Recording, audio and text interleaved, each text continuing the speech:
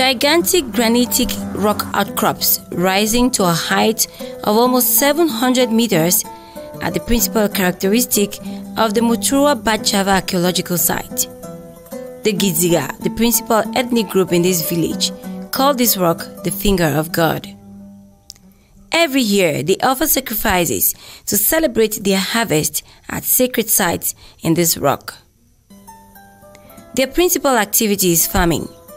The Giziga settled here since the 17th century, but much evidence from this site discovered in 2013 shows that Stone Age populations going back probably thousands of years before Christ were once here. Muturwa Bajava is situated in the far north region of Cameroon, on the road between Maroua and Garoua. Le site de Muturwa Bajava est un site d'occupation ancienne qui a un caractère hautement archéologique et d'un intérêt à la fois anthropologique, historique et de beaucoup d'autres thématiques, beaucoup d'autres intérêts qui interviennent. Du fait d'abord de son antériorité, déjà les vestiges archéologiques en place que nous avons identifiés il y a de cela 3-4 ans datent d'assez longtemps. Il est bien vrai que jusqu'à présent, il n'y a pas eu de datation absolue, mais les estimations faites en rapport à la littérature archéologique, historique et les traditions orales attestent d'une occupation par les peuples qui actuellement occupent le site entre le 13e, 14e, 15e siècle. Donc, il y a eu des phases d'occupation, d'où son intérêt historique. Some of the most intriguing structures in this archaeological site are these cupules. There are literally hundreds of them. En ce qui concerne l'apparition de ces trous, il y a beaucoup d'interprétations autour de ça, mais on sait que c'est une activité purement humaine. Il y a des percuteurs ovalaires avec lesquels ils ravinent, et au fur et à mesure qu'ils continuent d'écraser les grains dessus, de moudre les grains dessus, ça se ravine profondément. À un certain moment, quand c'est très profond, ils abandonnent et ils partent creuser autre ailleurs parce que ça ne devient plus pratique, ce n'est plus facile à l'usage. Several other artifacts are scattered all around the site, like this megalith, which could represent a boundary stone or even a place of worship.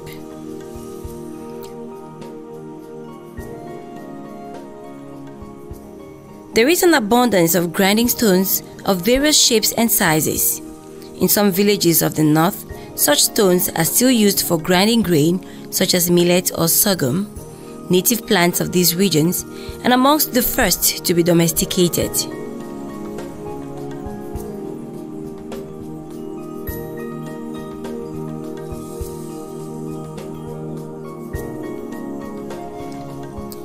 You can also find bone fragments which are probably human even on the surface.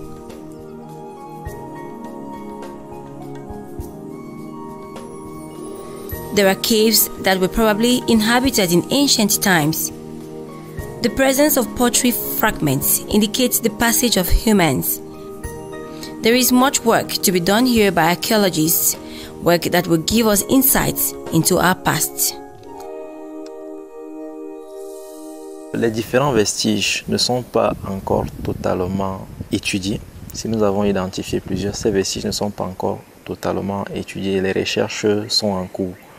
Et c'est dans cette dimension que nous nous inscrivons pour à la fois réhabiliter l'histoire de ce territoire, pour à la fois comprendre les différentes phases d'occupation, pour à la fois déterminer les différentes cultures matérielles qui se sont chevauchées, qui se sont croisées sur ce site.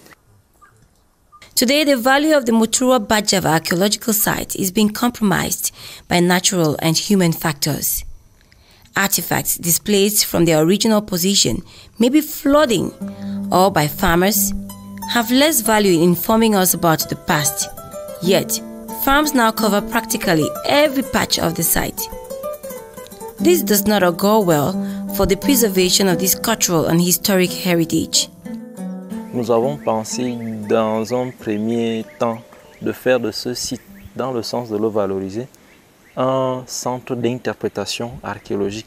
Ce centre d'interprétation archéologique s'inscrit dans la logique de faire de ce site un lieu à la fois portant sur l'éducation des jeunes générations, sur la prise en compte, sur la conscientisation par rapport à la mémoire, par rapport au patrimoine culturel, et aussi dans la dimension de la recherche continuelle, puisque nous nous inscrivons dans une logique pérenne.